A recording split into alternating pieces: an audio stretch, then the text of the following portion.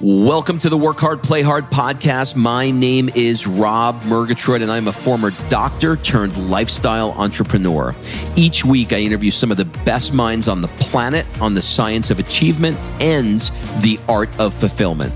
Come take this journey with me. Excuses are over. It's time to live. Our best ideas never come from sitting in front of a computer or an iPhone. They come when we're inspired. And that's why I think it's so important to have your surroundings support you. Because I put myself in an environment of people that are so successful, I can't help but compare myself to their level of success. And as a guy, that often comes down to money.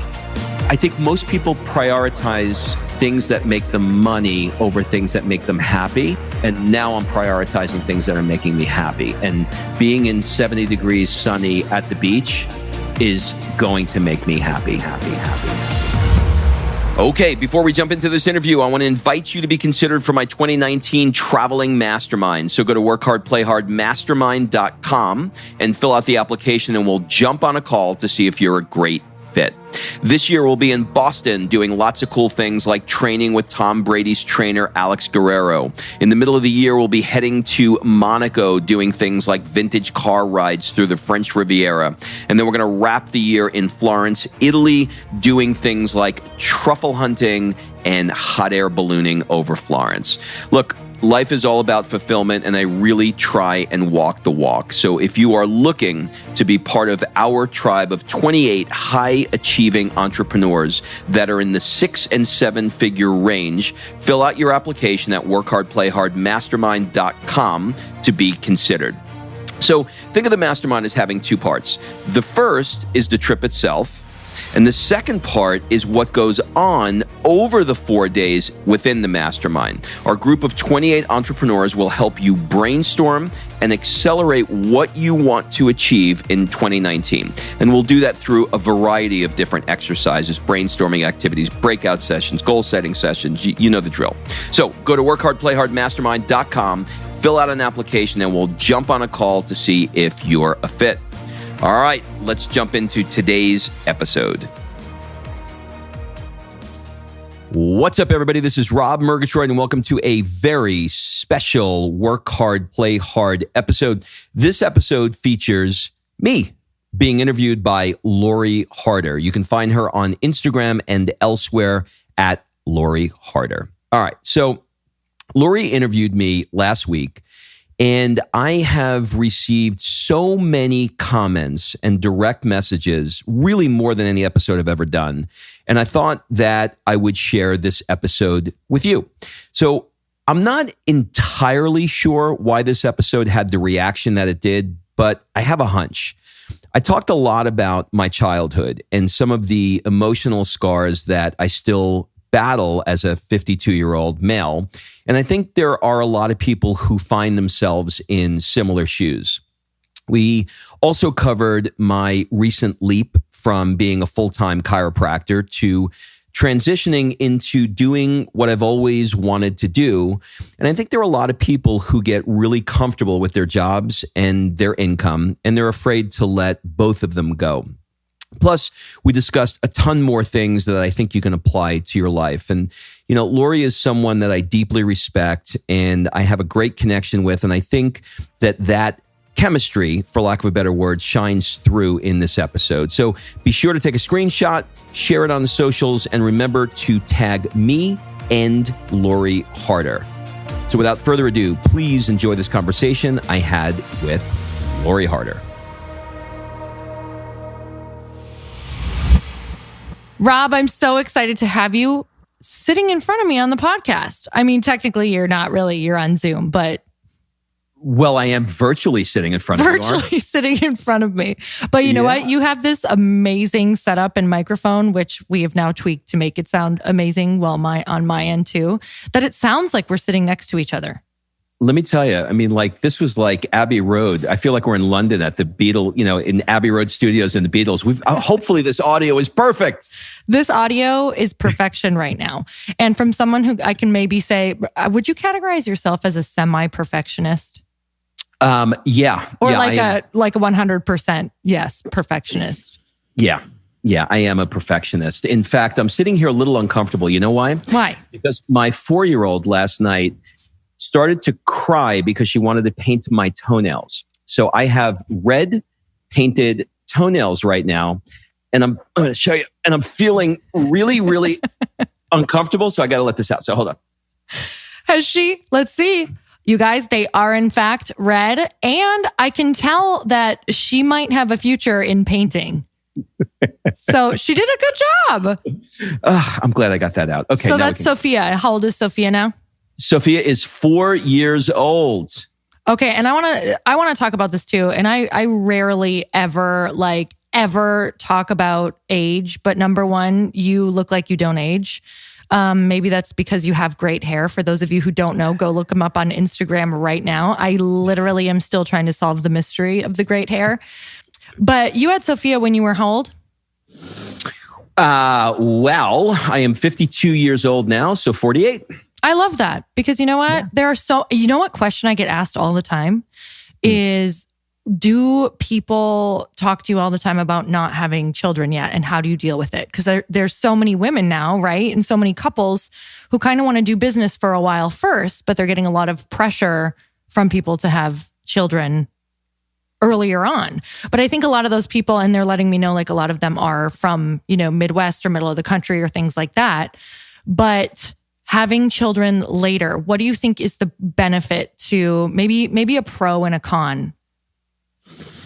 Well, here's the easiest way to answer this because I have two. I have a 20-year-old daughter and a 4-year-old daughter. So I've got the perspective of having the contrast between both. And if I'm completely honest with you, I did not see what I should have seen with my older daughter much younger. So for example, I remember there was a time where my wife said to me, when Demi was a teenager, she said, she's smoking pot, right? And I said, Kim, you're just being hard on her. She's like, no, she's smoking pot. Couldn't take it anymore. And I said, you know what? We're going to check it out. I had one of those days and we went to Walmart and we got a little test kit and Kim went in the bathroom. She peed in the cup and it came back positive for THC. And it was in that moment where I knew that I had daddy blinders on, that all I saw were these little pigtails and I couldn't see anything else. So to answer your question, with my 4-year-old, I still see the pigtails, but I am very well aware that those teenage years are coming. How do you feel about that? Prepared.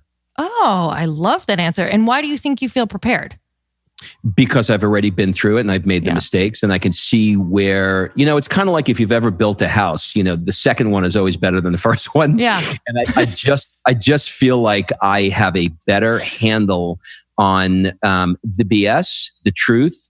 And when she's telling a story, when she's not telling a story, and my bias as a dad, because it's very easy, same-sex parents are where the headbutting comes in, fathers and sons and daughters and moms.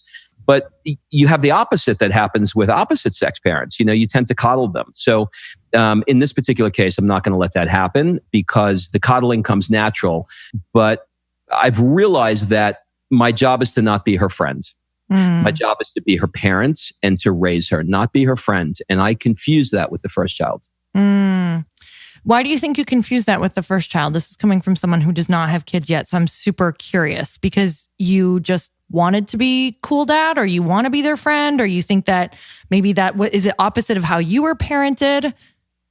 All of the above, but mostly the last one that you just mentioned. I had a really difficult upbringing, and so I did not want that for my kid. So for me, it was about how big can I get the house? How great can I make the car? How, like for her, I don't know, 7th or 8th birthday, I got her a stretch limo out with her friends. I was like, and a lot of it was me trying to overdo what I didn't get done. And in many ways, it's very easy to create a Paris Hilton if you're not careful.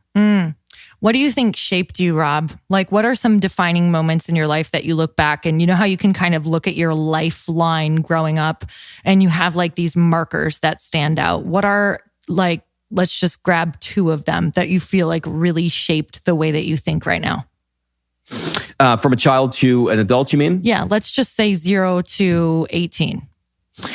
I was raised by an alcoholic dad. Used physically a lot when I was a kid. Me and my two other brothers lived in effectively tenement housing in Queens and New York. All three of us were in a bedroom. Like our bicycles were hanging on the wall. Wow. We had no space. My parents were constantly fighting and arguing. And all I wanted to do was to get out of that situation. So there wasn't per se a defining moment, but there was an environment that I just needed to be out of. So I sought, seeked, I don't know what the word is there, sought refuge in personal development. And so I did my first Tony Robbins event in 1984. Wow. And from that time, I just dove in to do everything that I could to get out of that environment. I would say that was the single most defining moment of my childhood. Not moment, but time in my life. It just kept getting worse and worse and worse. Okay, two questions from that.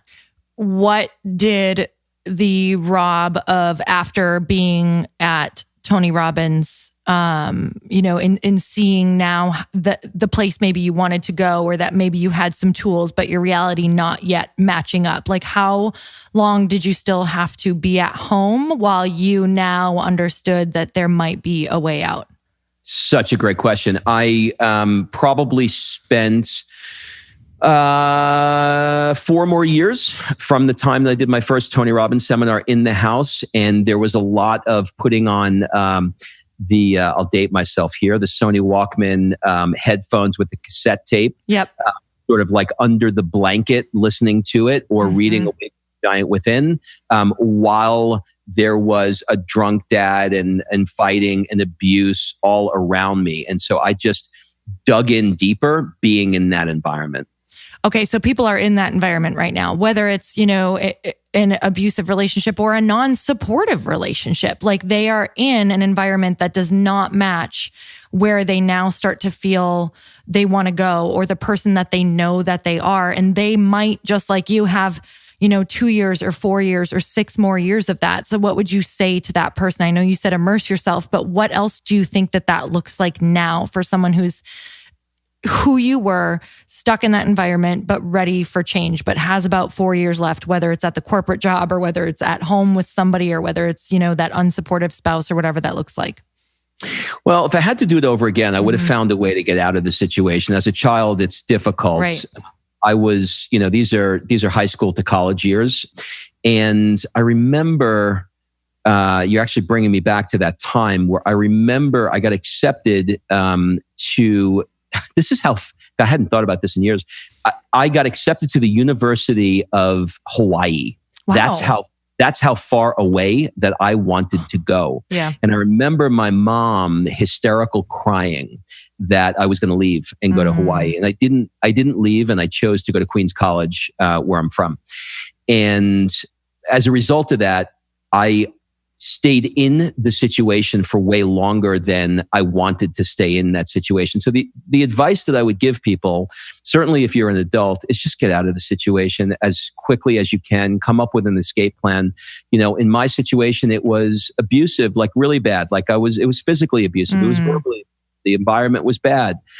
So if I had to do it over again, I would have left earlier and done something like go to Hawaii, go to school, just to get out of the situation. So if anybody's in a situation like that, connect with some people that can help you to get out of the situation.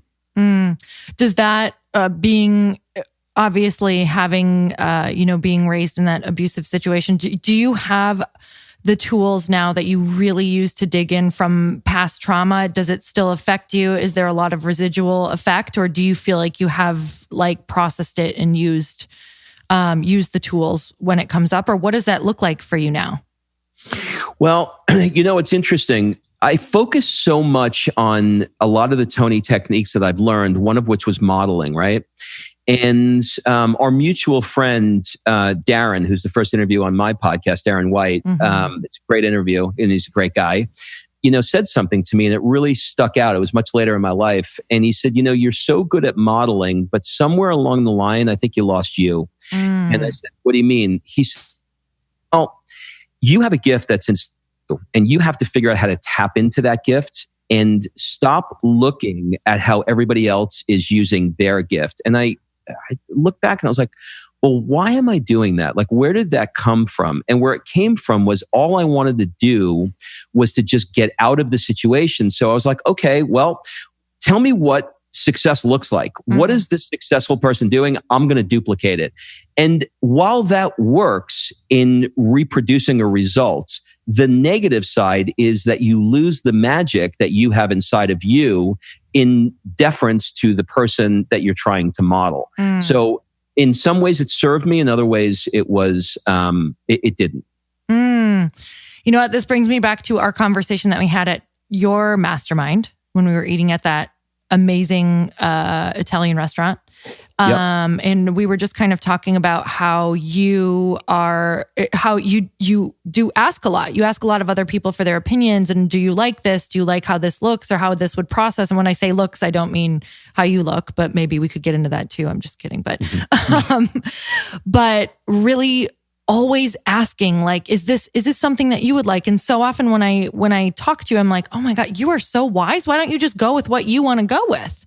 So does that still come up for you a lot now? Lori, it is a giant struggle. And I have you in my ear when I talked about doing this mastermind where you said, look, we're paying you because we don't know. We're paying you for your judgment, for your ideas, for you to trust your gut. So trust it.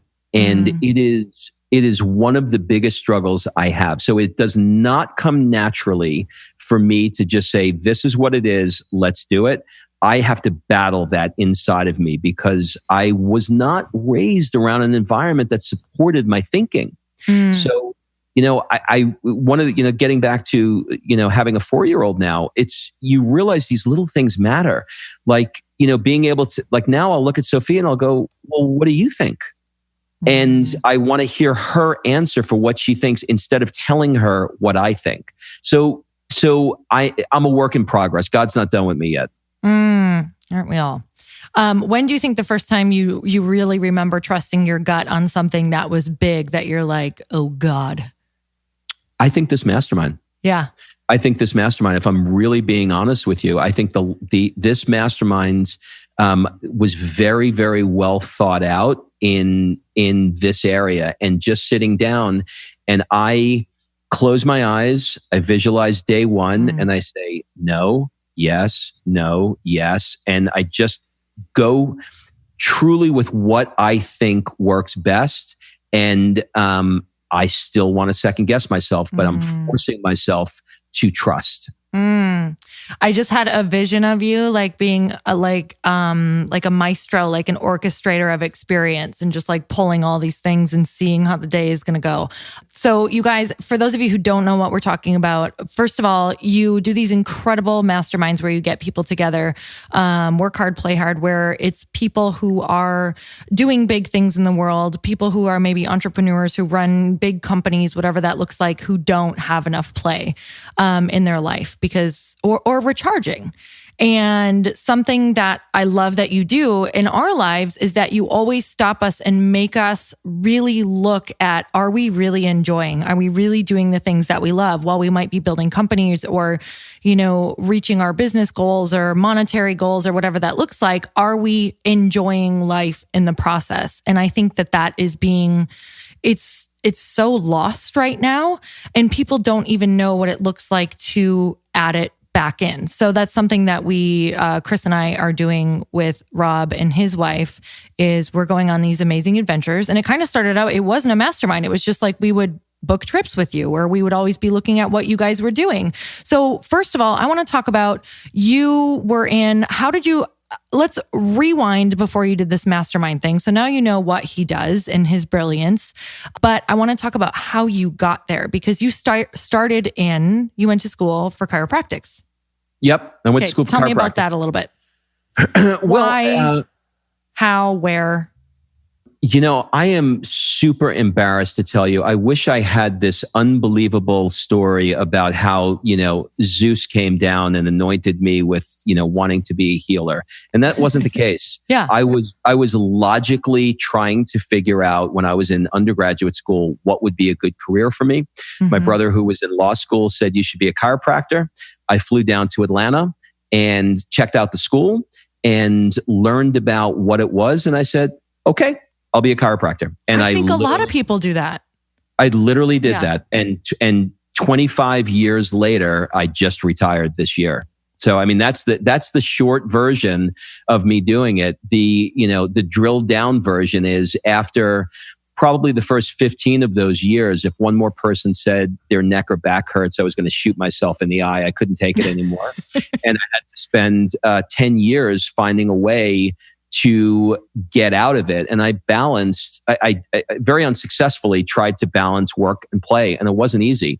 It was like, if I worked, I was gaining weight. I was getting stressed out. I was unhappy in my relationships. All I was doing was working, but I was making money. And if I did the opposite, where I was like taking extended periods of time and spraying champagne in Saint-Tropez, I was watching my business go down. And it was like trying to find this balance between working and playing was just not easy for me. And during these last probably 5 or 10 years, I started to figure out what it was that I needed. And part of that was to get out of a profession that was no longer serving me, that was no longer lighting me up. And it was a cushy profession. It was like 72 degrees, right? I was making money. Bad. It wasn't too good. I didn't hate it. I didn't love it. But I knew that if I didn't leave it, I was not going to be able to do the next chapter of my life. And you hit a point, I think, when you start hitting your 50s, where you realize that, you kind of can't double your life. I used to be able to say my life is, I could double it, right. like when I'm 40, I'll be 80. I can't double it anymore, or pretty close to not being able to. And so you start really looking at, Jesse Itzler said, when you do the math, if you live to 78, 79 years old and you're, 50, you got roughly 20 something summers left, right? 28 summers left. And that's it.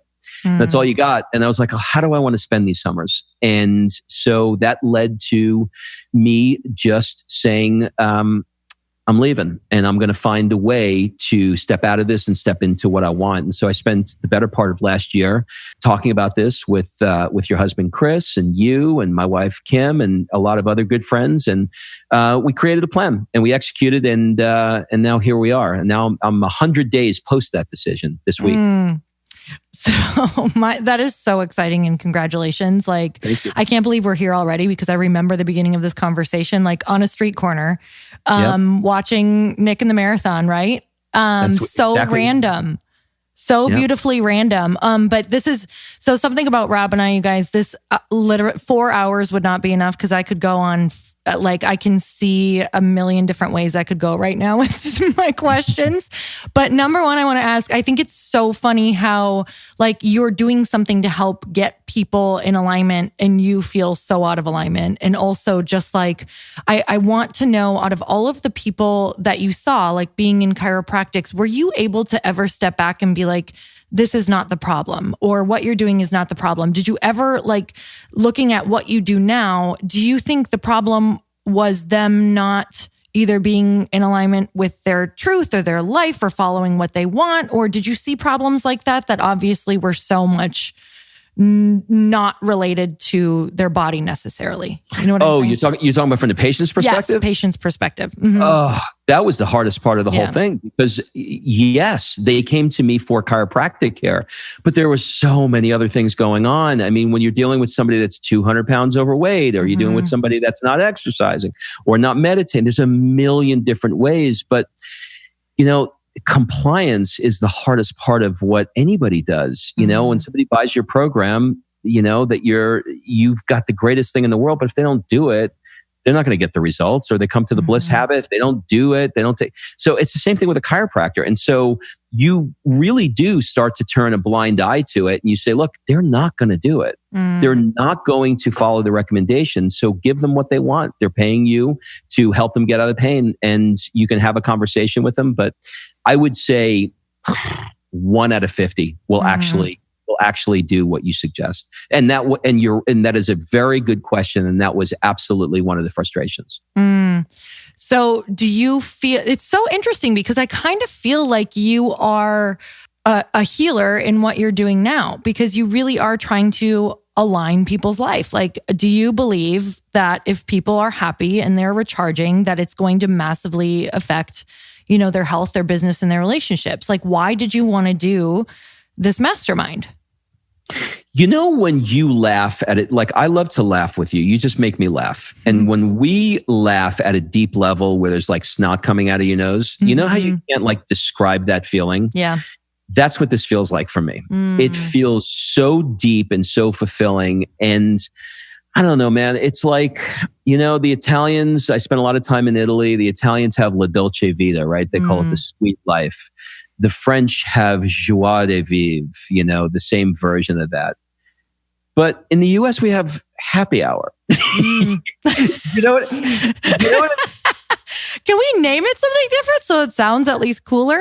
You know what I mean? Like we just don't have that. And I don't know. I've realized that inspired ideas come from inspired surroundings. And every time I'm in some inspired surrounding, like if we're together in Greece or somewhere cool, it's just, that's where the ideas come from. That's where the connection, that's where the fun comes from. So I just really connect to that. And so, yeah, that does feel like a healing for me. Okay. So random, but I love learning stuff like this. And I just want to hear your perspective. So I want to take a tiny quick tour with you of places that you've been. So I know that we have been to Greece together a couple times and I love it. And I love going there with you. But what have you learned from the Greek culture? Like what's something every time you go that you just drop into something and you're like, this is why I love it here? I would say that they've learned how to embrace their environment in a deep way. For example, they're just as enamored with the beauty of the sun setting over the ocean, having a glass of ouzo, a glass of wine. They believe deeply in the spiritual power of their lands, and they use that as a way to recharge. And I can just look at them, and when I go out to dinner with them, when I see them at dinner, when I connect with them, I can see that they are, when they're at the beach, they are truly enjoying the moment of that sunshine and, that sand in their feet and their friends that are around them. And they have no place to be. I can sit there and watch them playing, backgammon on the beach all day long, very, very happily. And they're not worried about making more money. There's a time for that and it's going to happen. But they've figured out how to truly embrace their environments. And that's not so easy to do, I think, as an American. I love that you said that because truly that's how when I'm there, I am so present. I think, and I believe it's because I'm dropping into where they're all at. Yeah. I mean, our best ideas never come from, if you look at the opposite, our best ideas never come from sitting in front of a computer or an iPhone.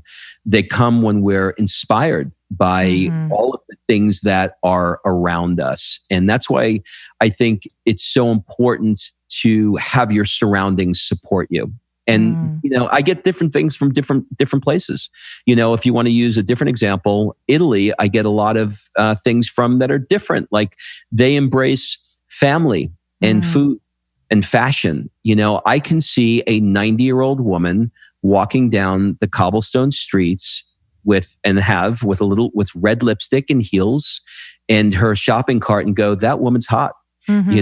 She has embraced her beauty and she cares. Like she cares. When she puts that neckerchief on, it's that knot is exactly where she wants it to be.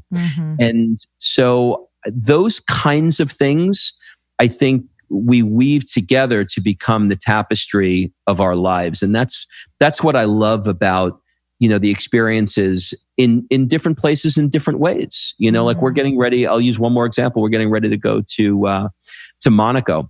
That's a different kind of feel. I mean, these are people that are billionaires. Like there are more millionaires in the country of Monaco than any place in the world. And so, being around an environment of what they do at that level, we're talking about hundreds and hundreds of millions of dollars, and watching how they behave, and it not being a whole lot different in terms of what we can strive to by just being around that.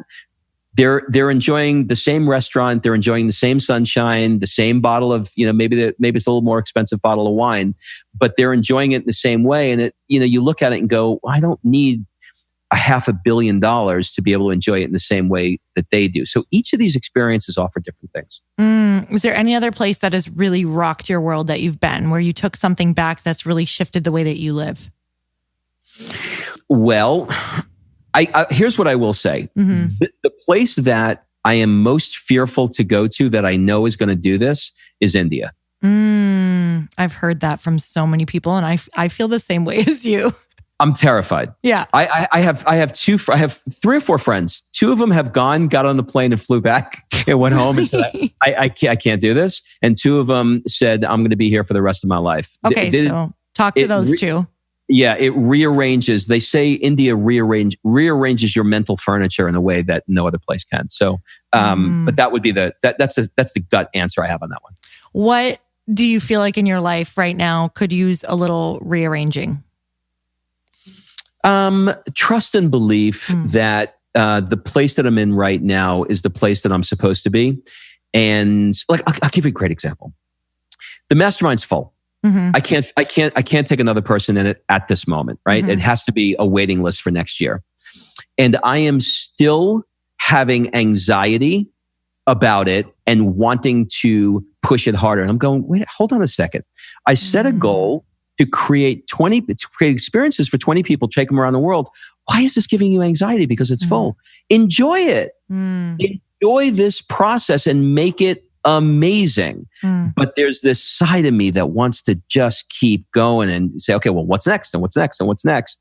And so the struggle for me is being able to just enjoy right where I am right now. That's number one. And number 2 is my wife is putting me outside of my box. And in 60 days, we are going to spend 4 months living in Europe and traveling around from one country to the other.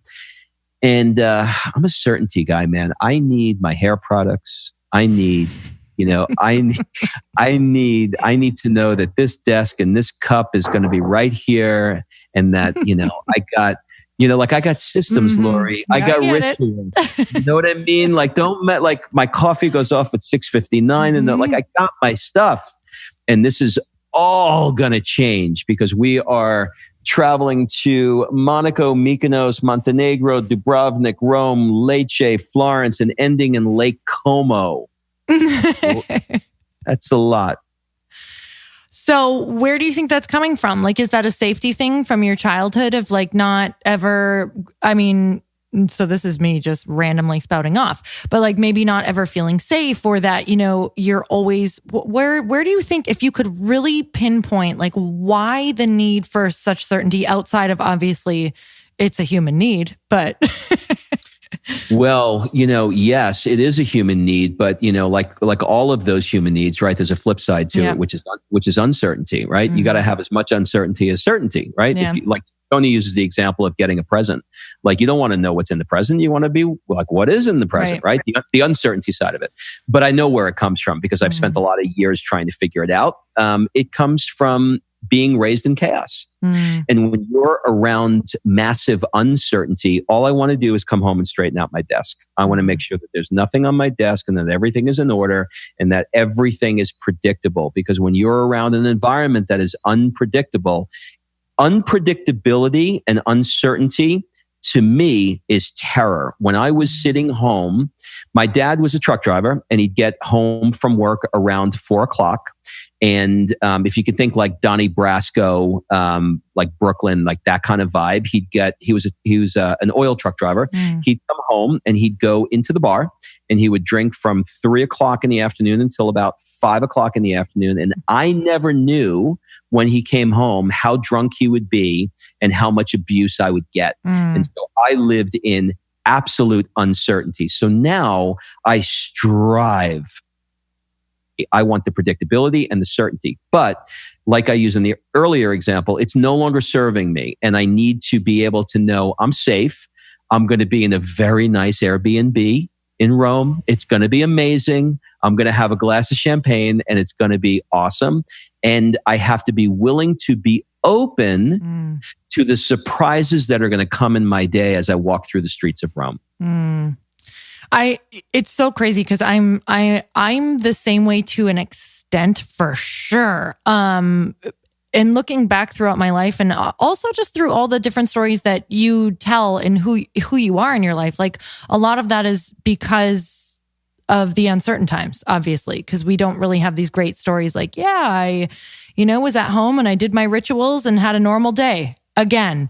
Like it's from all of the different things that you encounter, especially on travels, like leaving room for the magic. So this is something that has been such a huge theme for me because my events or like different speaking engagements and things like that, I always want to over prepare. And it's funny because I coach with Christine Hassler, and when I typically use my coaching appointments for her before big things that I want to feel certain about, and I want to over prepare. I want to know exactly what's happening. And she's like, you got to leave room for the magic. Like you can't plan everything, because if you do, you're not actually leaving space. And I think about this even with like my events and, your mastermind and so many different things. Like if we don't actually leave blank space, I think of that at Bliss too. Like I leave space where I'm like, I actually don't know what's going to happen here now. And it's been quite crazy because the coolest things happen. Like this last Bliss project, I made up a exercise in the middle of the event that I didn't even know if it was going to work, and it was magical. But if I would have planned to death, it wouldn't have been what it was. And it's like every time I do that, I'm totally shocked. So is there something in your life that you are going to like commit? Because it's a commitment. It's like a commitment to leave space for the uncertainty, which maybe we need to switch that word to magic. Go ahead.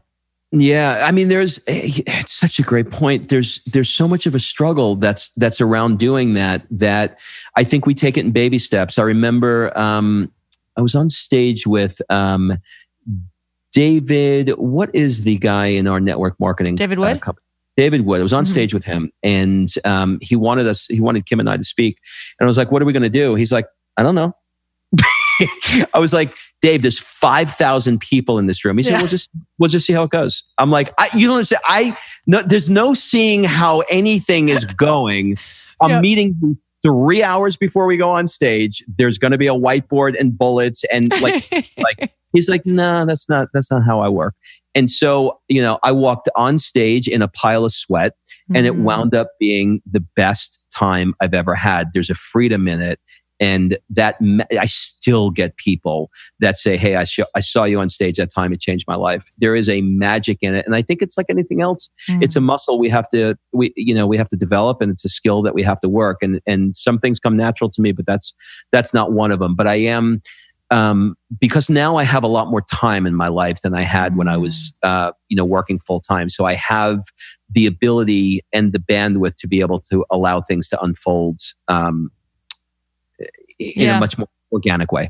Okay, this is so interesting, because once I have one experience that I can anchor to like that, I'm able to trust it more. So you were talking about how you want to have faith and trust, like just more of like the flow or whatever that looks like. Like that's a huge anchor to remember. Oh my God, that was one of the like that rocked people's worlds. Like when you were able to just free flow, like going back to that constant anchor. I hear about people doing this all the time, like trusting your track record. Like if it happened once, you can trust that it can happen again. And that's kind of what I do at Bliss Project. Like, oh, I did that once and it was magical. I'm going to trust that that's going to happen again. Because one thing that I've learned is it's not a fluke. Like it's a thing. It's as much of a thing to trust in yourself and in what you have experienced once, as in trusting yourself, that it will happen again. And I think that sometimes with trust and faith, when things happen magically like that, like what happened on stage with David Wood, we're like, oh, well, that was a one-off, or, oh, that was a magical moment. When no, that was something that happens when you trust in yourself. Yeah.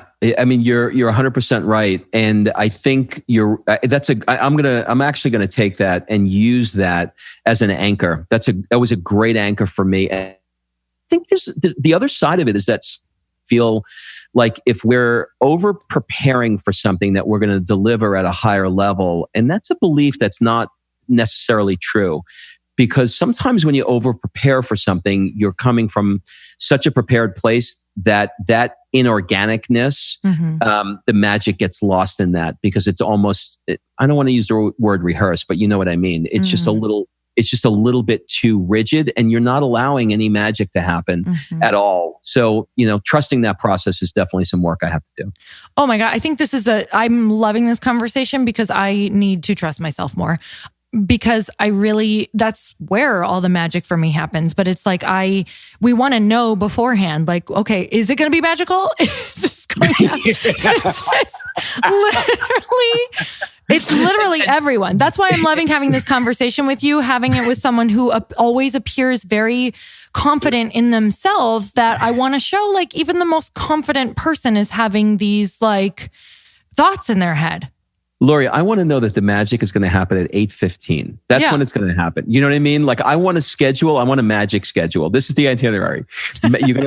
You're going on stage. Magic is going to happen at 8:17. It's going to be amazing. You want to plan the colors in the sunset while we're in Greece. Like, you want to make sure that somebody's holding up a light reflector to the clouds, and you're like, do you see that hue of orange you can only get in Greece? You're going to laugh. It matches your drink. If our mutual, that's really funny. Our mutual friends, Darren and Tony, laugh at me because before I take trips with them, I call, and Kim actually called me out on this, and it's pretty funny because this happened in the hotel. So I call before we take a trip, and I ask this question. The question I ask is anybody at the pool? And the reason why I ask that question is because I want to be able to have a sense for what the weather is. If it's going to be during the summer, I know people are going to be at the pool. But sometimes if it's like shoulder season or whatever, I can't look at the temperature and know what the temperature is going to be. Mm-hmm. So the only way I can get the certainty to make sure that the experience I'm going to create is going to be perfect is to call up and say, can you check, are there people at the pool?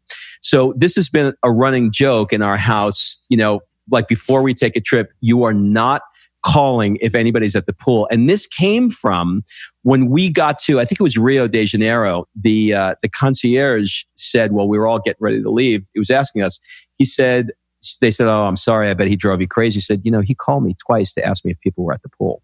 And they looked at me and they're like, what is wrong with you? And I'm like, I just want it to be amazing.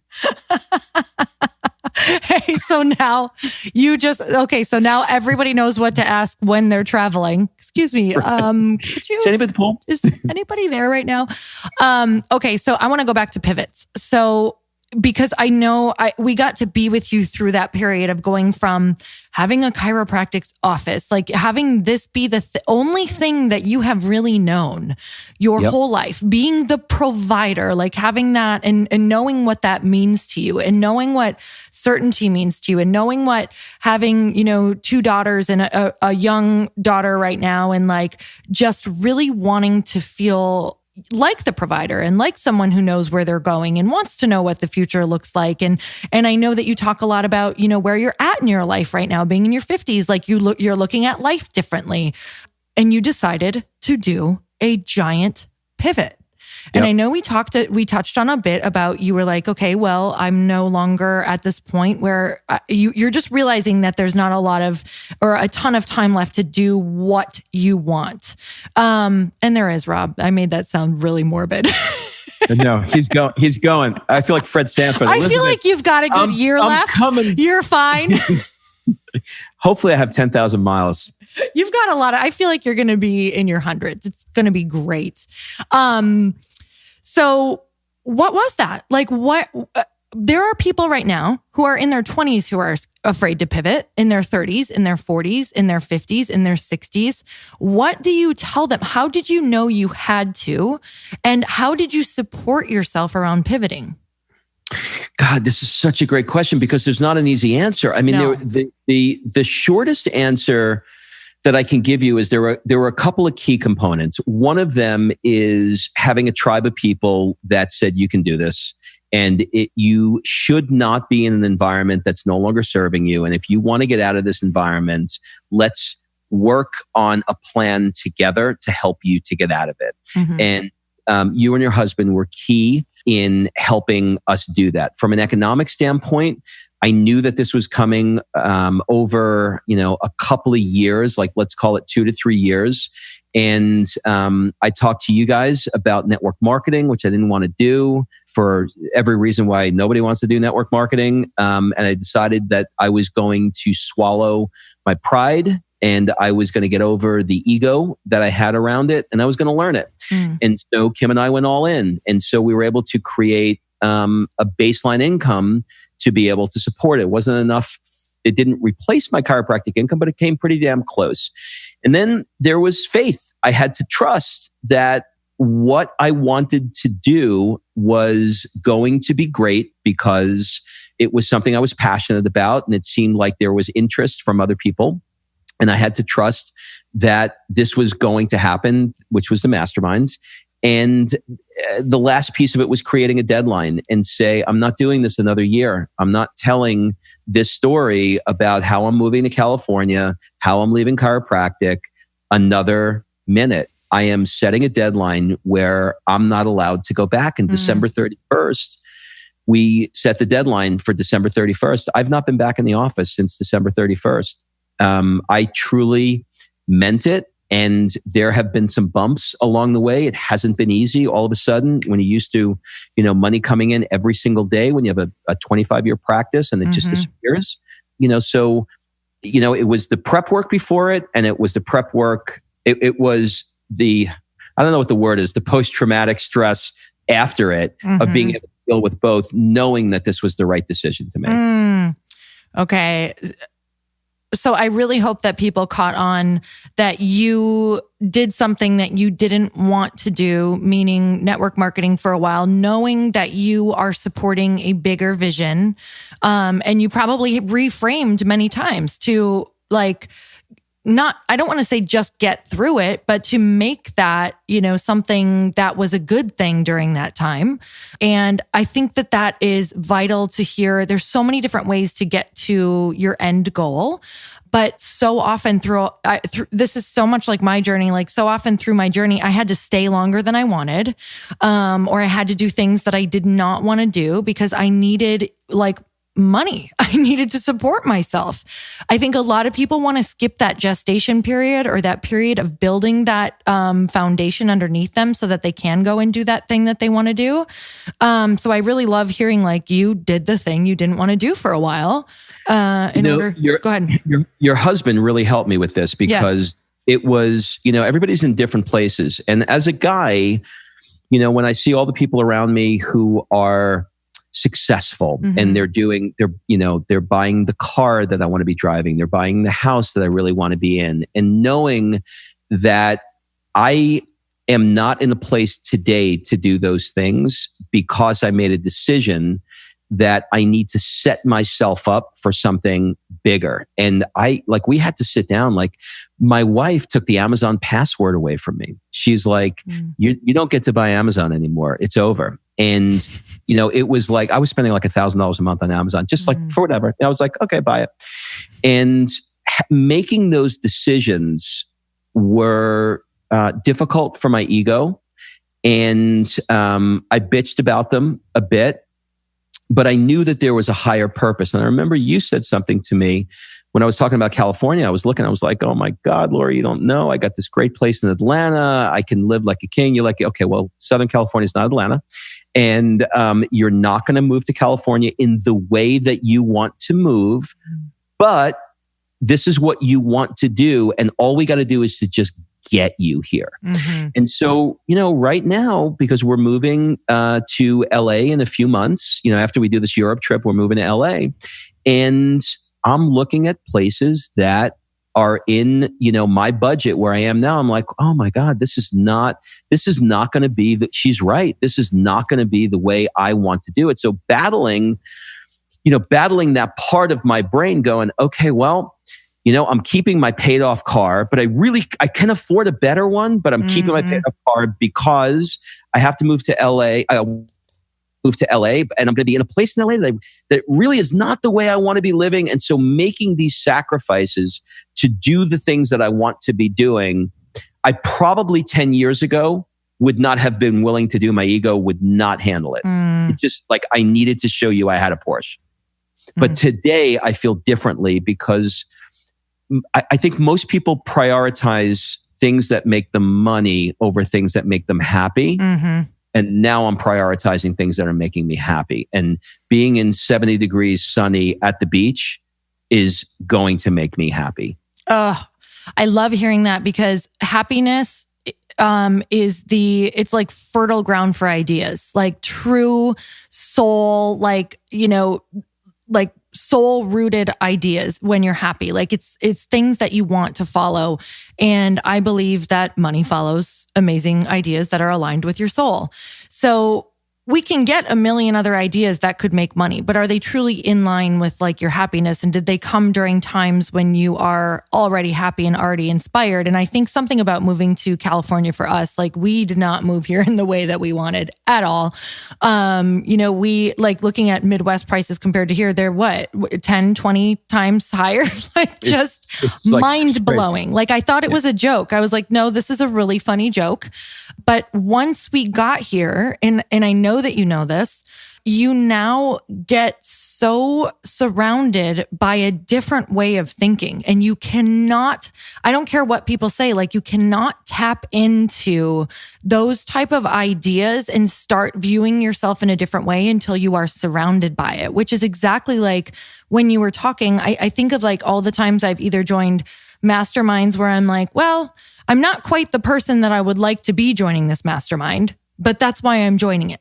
Like, I don't get to show up and go introduce myself as X, Y, and Z and be the top person in the mastermind, but that's why I'm joining it. And I can't change unless I'm here. So it's so much about, we know this, like it's so much your environment. You seek out environments in order to change who you are.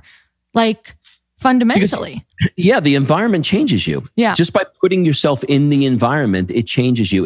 Which is, by the way, the reason why I do every 100 days or so, I'm taking a trip somewhere because I want to force the environment to change me to get me out of my day-to-day. And that's exactly, honestly, circling back, like this is exactly what your mastermind is. Like you are doing in your life now what you do for other people. Like I love that you are living exactly what you are teaching, like what you want people to experience. I'm super grateful. And I'll tell you another thing that you gave me, which is sometimes I have to wake up in the morning and I have to say, I'm grateful for this cup of coffee. I'm grateful for this like 100 times to override the fear and the anxiety and the stress, because it's still here. I mean, it's crazy what like our brain, right? It's what crazy. Does it say when it's here? Like, what does it say to you? Well, I would say you're not playing big enough. Where does that come from? Where does that come from? I don't have an answer for you right now. We'll have to do the second podcast. But I haven't. That is the thing that keeps popping up, that you're not playing up, that I need to be playing bigger. And I'll tell you where I think it comes from. Because I put myself in an environment of people that are so successful, I can't help but compare myself to their level of success. And as a guy, that often comes down to money. With women, sometimes it's around age and beauty and how you look and things like that. Not always, but sometimes. But for me, it's being around people that are super successful and feeling inadequate and like I'm not successful enough. And that's definitely something I battle with. I so get that. I mean, we battle with that. And now especially you want to feel crazy, you'll feel it when you're here, but in the best way. When all of a sudden now you don't just have to compare yourself to people like in their 30s, 40s and 50s, you compare them to like the 18-year-old who has this like insane company and you're like, I want to learn from you. So it's It's definitely a weird place. So look, like we said, I'm a work in progress and trying to figure all this stuff out. Mm-hmm. So how are you letting go of that? Like, how do you? I know that you said that you try to like get grateful by saying, "I'm so grateful for what's going on right now, or my family, or this cup of coffee." But how do you get back to like the neutral point where you feel more powerful throughout your day, or maybe, yeah. By contrast, I look at how awful things really could be. Mm-hmm. I know it sounds crazy, but when you live long enough, you've been through enough situations and stories to know how things can be. So the first thing I do is I look at contrast. Second thing I do is I look at gratitude. And then the third thing is I ask myself, what's really going on here? And sometimes what's really going on is not what I think it is. And my brain is overloaded. And so I will just go through probably 5 days a week. I don't miss journaling 3 pages every morning and just getting all of the crazy out of my head. Mm-hmm. And in doing that, usually around page 2 or 3, I can identify, what's really going on. So I guess the answer is I lean into it. So if I'm feeling insecure that somebody just bought a new Ferrari and why not me? I will sit down and journal and say, okay, Rob, he got a Ferrari, you didn't. Now, what does that mean? And so I'll just start going until I come up with something that resonates with me. And that will take the monster and make it small. So if you did get all of those things and you did get the Ferrari and you were still journaling, what does that mean? Well, in my mind, that would think that everybody thinks I'm amazing, and I'm cool and sexy and, blah, blah, blah. The story that, we all have in our head about, how we want to have ourselves look to the world, to the outside world, So the short answer to that is nothing. Isn't that funny? I'm like, and I wouldn't even know. I'd be like, did nothing. You get a new car? No, nothing. So it's always so interesting to me because I look at my motivations throughout life. And I'm kind of trying to figure out what my motivations are right now. Like you can get back to a comfortable place in your life where you're enjoying life and you're like, and then getting comfortable with not like being okay with where you're at, like letting it be okay that you're okay with where you're at. So I want to know, are you more motivated by pain or by pleasure? Pleasure. Pain is horrible to me. I hate pain. I am a pleasure guy. Some people just are super motivated by that. Like, if I feel like I'm going back to that queen's apartment. Yeah. I start sweating. Yes, it motivates me, but not in a good way. It depresses me.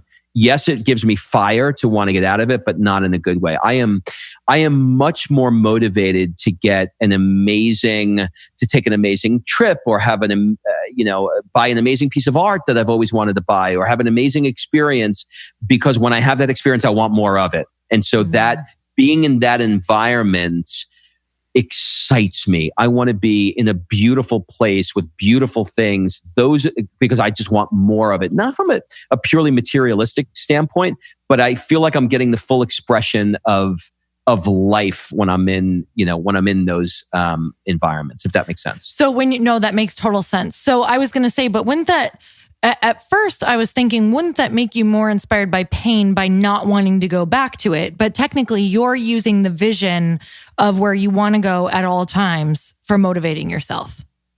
That's exactly right. Okay. That's exactly right. I want to be able to be closer. The closer it's kind of like when you're feeling a little fat or heavy, yep. And you're like, I just want to lose some weight. And then you start losing weight and you look in the mirror and you're like, oh my God, it's starting to happen. I'm actually starting to drop a couple of pounds here. That motivates me. When I look in the mirror and I see a belly, I'm like, okay, let's get the Cheetos. Because it's all gone for shit anyway. Oh, so it's crazy because you know what? I was just thinking how really crazy our journey has been. How long have we known each other? Like 10 years? Somebody asked me about that the other day. I think it's longer than that. I think it's Oh, it has to be longer than that because Kim and I have been married for 11 years. So it's probably, and we dated for 2 years. I think we met it's got to be like 13 years, somewhere in there. Oh my God. So we go way back to like fitness competition days. And, I used to just think that it's so funny, the like perceptions of people. I was like, and you still are, but I would put you on a pedestal. I'm like, he's so smart. Oh my God, that's intimidating. He's got his fitness all on point. Like I like Kathy loved you. So I think I was just like, who is this person? Like, where were you mentally 10 or 13 years ago when we were meeting and you were doing fitness competitions?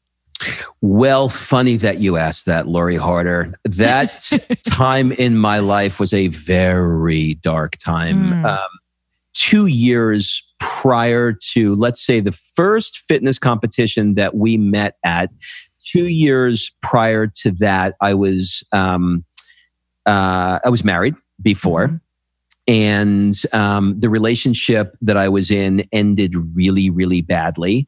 In short, I took a Greek. No, she took a Greek. Sorry, I took a. Sorry for laughing. I took, because the punchline. Yeah. I took a trip to Greece. It was a point in my life where I started making some money. I started feeling really good about myself, and I was like, "Let's rent a yacht. Let's go through the Greek islands," and we did. And during that time, the first night on the boat, I started noticing that there was a little bit of an interesting closeness between her and the captain of the boat. He was like a 29-year-old kid, and there was clearly chemistry that she had with him. I never saw anything like it. And we went out to dinner, and she said, "Hey, you want to go out to dinner with the captain of the boat?" And I was like, "Sure." It was our first night in port, and they were salsa dancing at the end of dinner. That was a little too close, but then I thought, when in Rome, right? Maybe this is how you salsa dance here. It was really, really close, but something felt weird, and I was like, "Let's go back." Go back on the boat. I go into the stateroom, kind of pissed. And I come back out, and the two of them are making out on the couch. And one thing led to another. There was a lot of words, a lot of cursing, a lot of everything that you can imagine. But now here I am at sea on a yacht with my wife. The next morning, I slept in one stateroom. She slept in the other. And the next morning, she said, "I don't know what to tell you, but if I did something like this, I must be in love with him. And I don't know what to do." And I said, "If you love him, then," it was crazy time. Obviously, it was a long time ago in my life. And if we fast forward that really crazy story, they got married, had 2 kids, and moved into the 10,000 square foot house that I built on the lake here in Georgia. And I was in the dark place after that. As you can imagine, I gained 40 pounds, felt miserable. And I knew that the only way out of that situation was exercise. So I went into a gym. I hired a trainer. That trainer left, and he said, "I got somebody I want you to meet." That person was my wife, Kim. And I fell in love with my personal trainer. Yes, I am the doctor that fell in love with his trainer. We dated for 2 years, and she and I talked about stretching and doing something different. And I decided to do a fitness competition. And that fitness competition is where I met you. Do you know I didn't actually know that? Yeah, like I knew about obviously the yacht and your wife and all of that. Which you guys, I've heard that story in lengthy detail a few times, and I still am just like, tell the story again, because I don't know how you got through that. Like, I really don't know how you got through that. But what's crazy is Chris and I were talking yesterday about how sometimes when people, I really believe when you have a calling and you want to pursue it, like when you are someone who's taking action on pursuing really anything, I think the universe will kind of move things around for you. And sometimes it'll move things quickly. So do you feel that way looking back? Like, wow, that was really something that, moved things in a way that maybe I would not have moved things? Or do you think that moving forward, it would have been great if that didn't happen?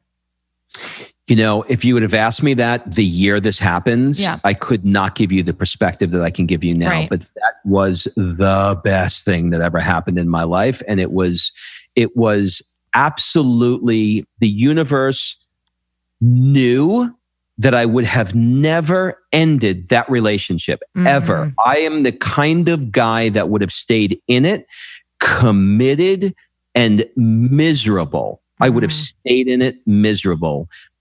And we can talk for a million reasons why, but that's me, and I would have stayed in that. And the only way that relationship was going to end was by something absolutely catastrophic and crazy like that. That's the only way it would have ended. And thank God it happened. But now I am willing to hear the whispers of the universe because I don't want to go through that again.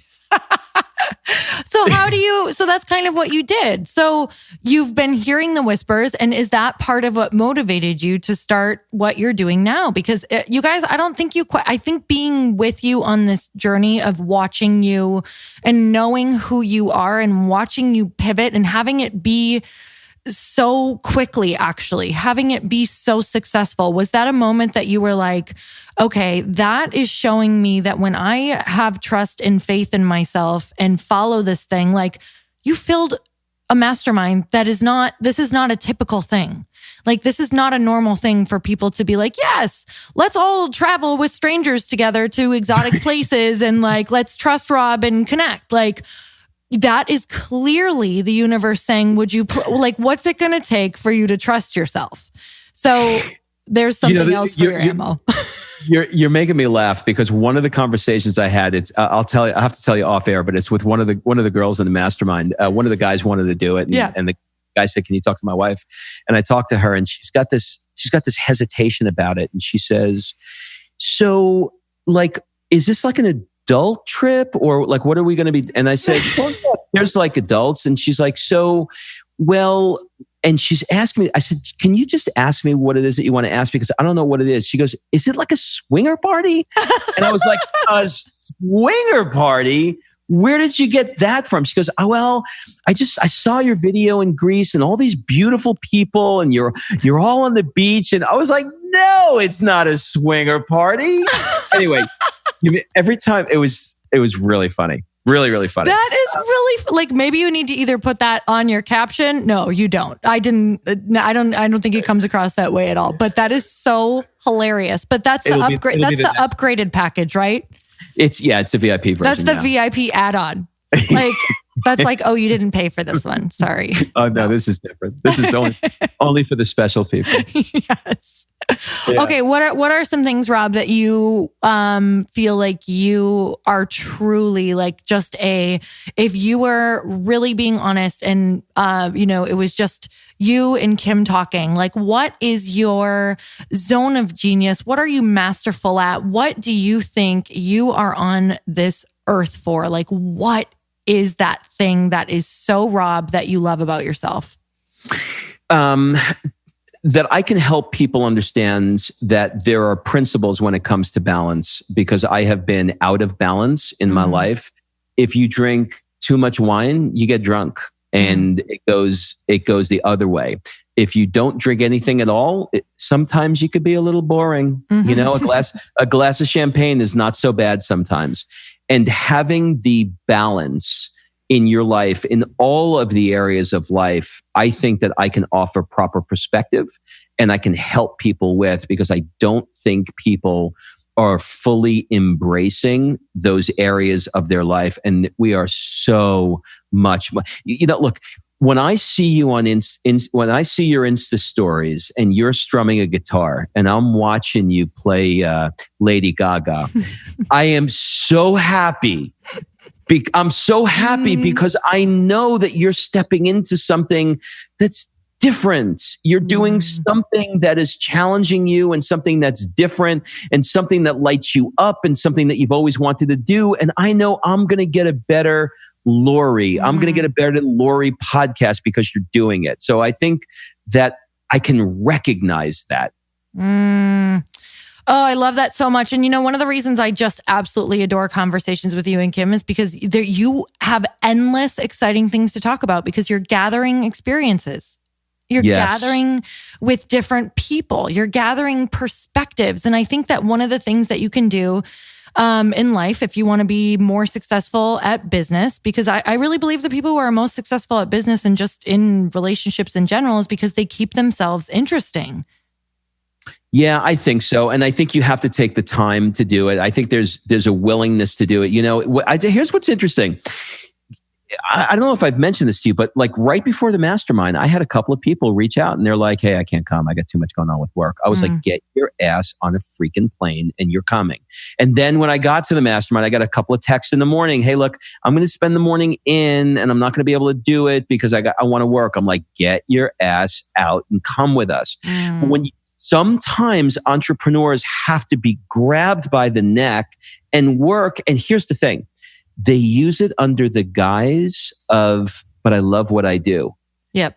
Yes, I know you love what you do, but there's so much out there. There's wine and guitar and just there's so many things that you can be doing than just doing one thing because you love it. I have to tell you, and it's so crazy because you never know what's going to be your next thing that interests you. Like looking at, the last mastermind that we did with you, which was in Boston, we did the Tom Brady. I almost said the Tom Brady experience, but we the Tom Brady experience. Never a bad experience, guys. He was part of the swingers party. It was amazing. Yeah, it was awesome. You guys join this mastermind. You can swing with Tom and Giselle. It's going to be awesome. Just kidding. That's not included. We go right to the top. We went to his training facility and got to experience that, which was awesome. And I knew that would be great. But what was the highlight for me was when the author of the Leonardo da Vinci book came in and we got to hear his amazing wife sing opera. And we just had like this evening of writing poetry. And can I tell you that I have been learning Italian? Because of that. And I've been reading Leonardo da Vinci's book and I am like immersed in the Italian culture right now, which I would have never, something just turned on in me that night that I was like, I'm obsessed and I need to know all about Leonardo da Vinci and I need to like learn Italian. So I literally can like semi speak some Italian right now. By the way, as a podcast host, it is taking everything I have to not ask you a barrage of questions. I am trying so hard to be a good interviewee, but okay, just one question. Okay, what are you doing? Which Leonardo da Vinci book are you reading? Because there's a lot. Oh crap! It's his newest one. Is it Walter Isaacson? I think so. Yes. Is it like Steve Jobs? It's the same guy who wrote Steve Jobs. Yep, I am. Mm-hmm. Walter Isaacson. That's the best one that's out there. And how are you learning the Italian? Duolingo or Pimsleur? Me too. Le capisce l'inglese? Le capisce? Io capisco l'inglese. Io capisco. Let's see. Sì. Via La Via Veneto. Let's see. Ele. Whatever she's saying. I don't think I have it all right, but yes, I'm learning. What unit number are you on? I'm on unit number 8. Yeah, I think I'm on 6. Okay, yep. Listen, when we're in Italy, we should set a goal to complete Pimsleur. Yes. So that we can here's our goal. We have to have a 5-minute Italian conversation. Oh my God. Okay. 5 minutes. We have to set a timer and that's going to be our standard. Okay. 5 minutes in Italy where we're going to be able to maybe we'll do it in front of the room. This will be fun. I'm remembering now. Mangiare is eat. Bere is drink. Bere. Io vorrebbe bere. Yep. See, they're learning Italian too. Okay, clearly, you guys, we can talk all day. So, Rob, I'm going to end it on a question. But first of all, I just want everyone to know where they can follow you. Where can they learn more about your mastermind, which is actually totally full right now, but maybe next year. I am on a waiting list now. We've got a few people on it. It is Work Hard, Play Hard Masterminds.com. Work Hard, Play Hard Masterminds. And it's truly traveling with you and your wife has truly been one of the highlights of my life. So I'm so grateful for everything that you bring into our lives. Always, always. So many beautiful things. Lori, words can't express the feelings that I have for you. And if your husband were here right now, I'd kiss him too. The two of you guys are doing such amazing work out there in the world for everybody, but especially for my wife and I. We would not be where we are without you guys. Oh my God, that means everything to us. And you know True. that. Yep. So anywhere else we can find you, you have a podcast. Like he's one of the greatest podcasters, you guys. So listen to mine and his. Thank you. Yeah. Lori's one of the first ones I did. It is Work Hard, Play Hard. Okay. Work Hard, Play Hard podcast. All right. Yep. So I'm going to end on my last question. And that is, you are in an elevator with someone for like 30 seconds. It's a really fast ride and it's a total stranger. And they look over at you and they ask you, how can I make myself happy? What do you say? Trust that happiness is inside. That's so beautiful. Trust that happiness is inside and stop looking for it outside because you're not going to find it. You're not going to find it. It's inside us, and we don't. Happiness is when we're not thinking about it. Yep. When like I'm happy right now because I'm not thinking about anything, but I am just enjoying this time with you, and I'm really happy. Thank you so much. And you guys, if you love this episode as much as I did, make sure you share it with your friends. And until next time, earn your happy. Bye, everyone. All right. Thanks for listening. If you love this episode and you know someone that needs some help in either stepping up their work hard game or their play hard game, it would mean the world to me if you shared this podcast with them to help me get this movement out there. So if you like what you heard, head on over to iTunes, take 30 seconds and leave me a 5-star review, and I will be forever grateful. So until the next episode, excuses are over. It's time to live.